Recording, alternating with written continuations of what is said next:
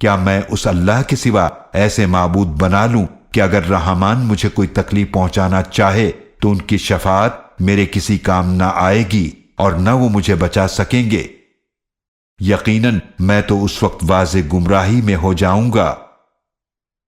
بے شک میں تو تمہارے رب پر ایمان لے آیا، تو تم سب میری بات سن لو۔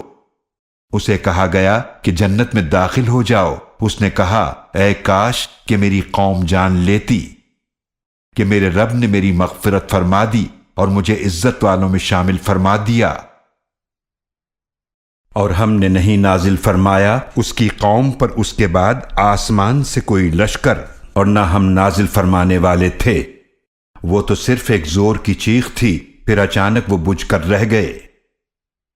کتنا افسوس ہے ایسے بندوں پر کہ ان کے پاس جو بھی رسول آتے وہ ان کا مذاق ہی اڑاتے تھے۔ کیا انہوں نے نہیں دیکھا کہ ہم ان سے پہلے کتنی قومیں ہلاک کر چکے ہیں جو ان کے پاس واپس نہیں آئیں گے، اور وہ سب کے سب ہمارے پاس حاضر کیے جائیں گے، اور ان کے لیے ایک نشانی مردہ زمین ہے۔ ہم نے اسے زندہ فرمایا اور ہم نے اس سے اناج نکالا جس سے وہ کھاتے ہیں، اور ہم نے اس میں باغات پیدا فرمائے کھجوروں اور انگوروں کے، اور ہم نے اس میں چشمے جاری فرمائے تاکہ یہ اس کے پھل کھائیں، اور اسے ان کے ہاتھوں نے نہیں بنایا تو پھر یہ شکر کیوں نہیں کرتے؟ پاک ہے وہ اللہ جس نے سب جوڑے پیدا فرمائے ان چیزوں میں سے جنہیں زمین اگاتی ہے، اور خود ان انسانوں میں سے اور ان چیزوں میں سے بھی جنہیں وہ نہیں جانتے۔ اور ایک نشانی ان کے لیے رات ہے، ہم اس میں سے دن کو کھینچ لیتے ہیں، پھر اس وقت وہ اندھیرے میں رہ جاتے ہیں، اور سورج اپنے ٹھکانے کی طرف چلتا جا رہا ہے۔ یہ بہت زبردست نہایت علم والے کا مقرر کردہ اندازہ ہے۔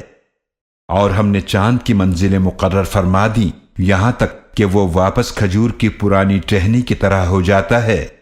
نہ سورج سے ہو سکتا ہے کہ وہ چاند کو پکڑ لے، اور نہ ہی رات دن سے پہلے آ سکتی ہے، اور سب اپنے اپنے دائرے میں تیر رہے ہیں۔